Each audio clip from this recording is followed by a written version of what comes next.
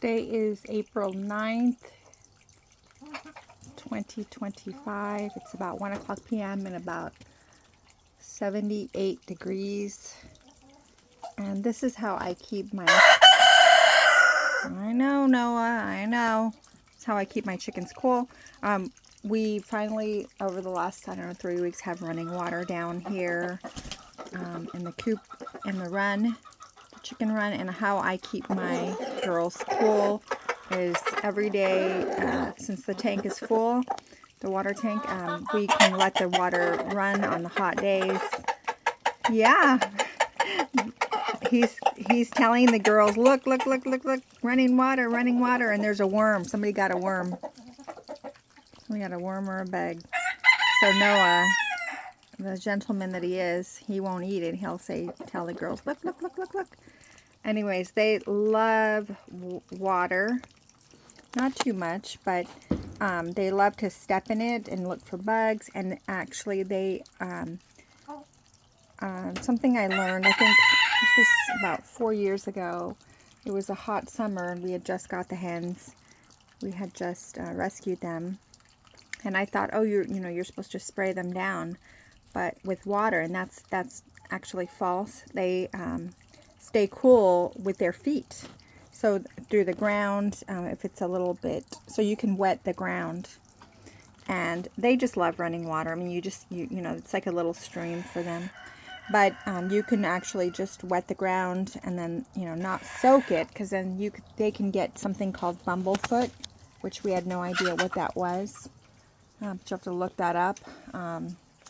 Anyways, like blisters and things like that in their feet, and like sores, and then you have to take them to the vet, and then the vet has to open them up, and anyways, it's a whole recovery process. But we always check their feet for mites, and then I do a lot of like diatomaceous earth, lime, sulfur, things like that in their area. Clean them, always cleaning their poop up with a scraper. I've got a scraper so that they're not standing in it. So things like that you can prevent. But yeah, so I'm going to let this water run for a little bit. Then I'm going to do the same for the other side.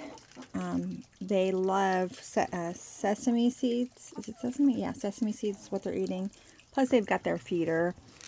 And then we recently went to the Wild Roots here in Santa Cruz, California. And they graciously give their food scraps. So we have our food bin here. I wet that down. All the worms are there, compost, so it's just future soil for the grounds.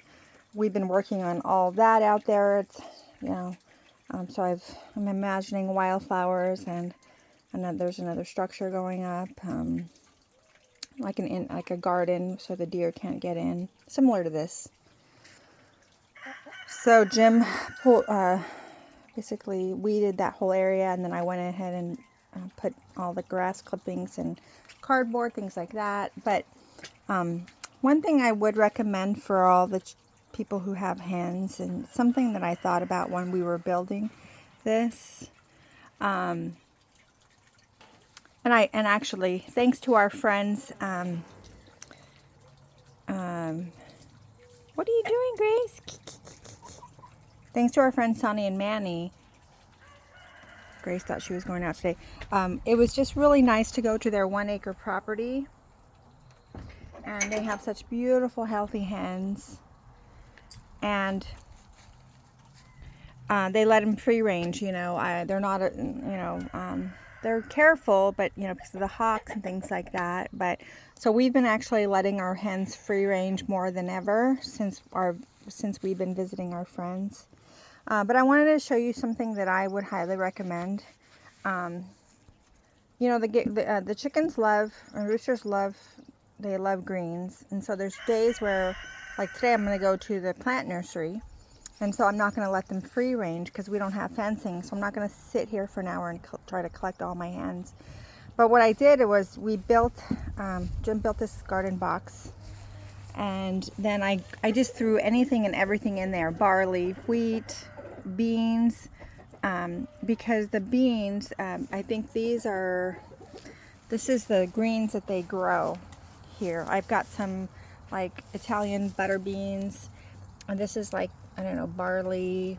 I've got peas. And I kid you not, so I pretty much planted this garden from seed, except the lettuce. I did plant the lettuce a few weeks ago, and I just clip it and give it to the girls. But everything else, I literally cannot keep up with the clippings. So basically, I've got several gardens growing all over the property. So in this container, I basically get my clippings, get my scissors. I've got my scissors right here and right here.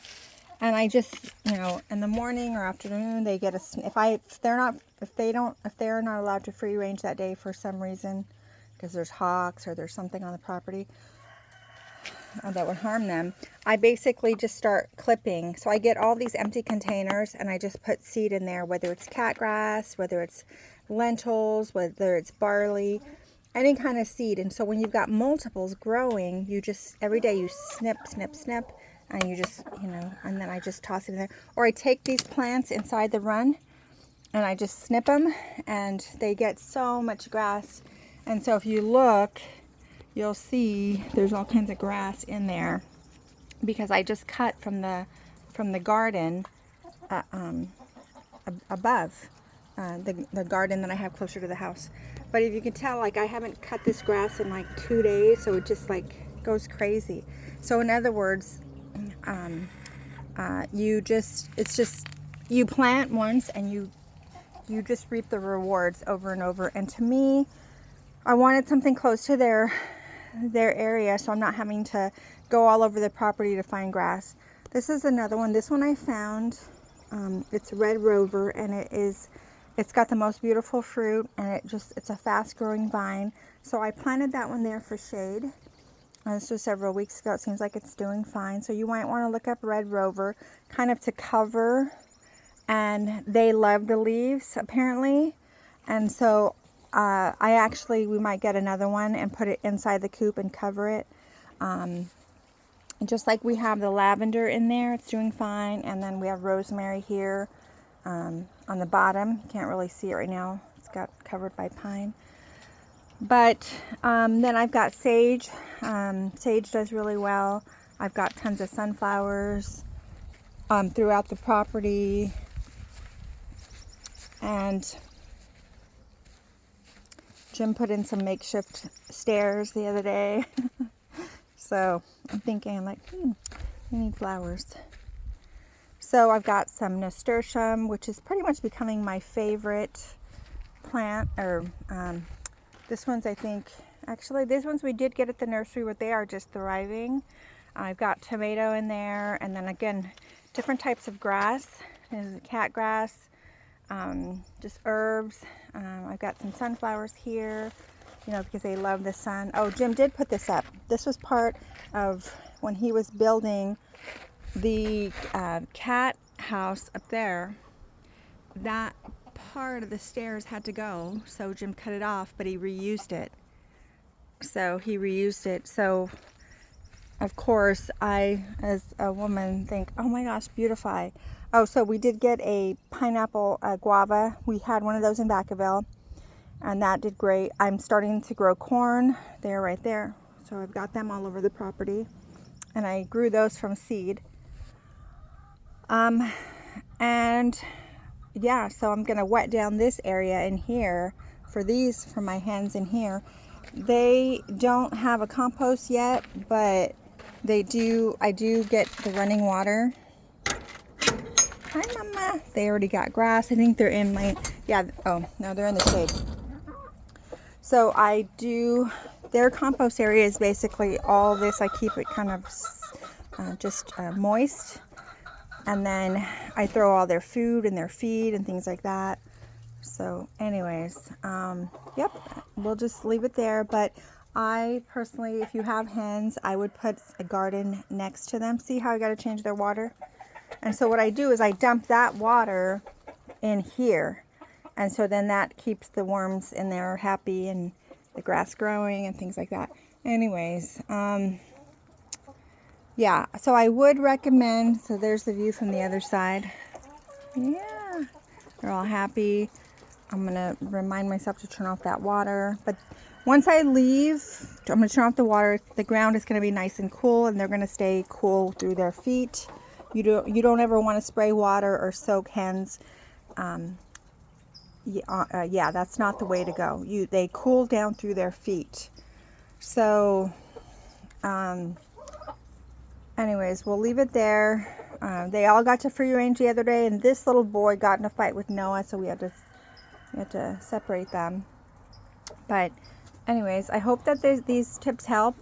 Like I said, a lot of times they're just pretty stupid and they stand in their poop. So I get a scraper, and again, it prevents bumblefoot, and I just scrape it, and then I put diatomaceous earth, lime, powdered lime, and then they always have to have the oyster shells so that they can lay eggs with a strong shell. So we've got oyster shells there. You can buy them at the store. They eat rocks. Yep, they eat rocks. Hi, Junebug. What you doing, Tunya? Hi, monkey. Ooh, so that's a wrap.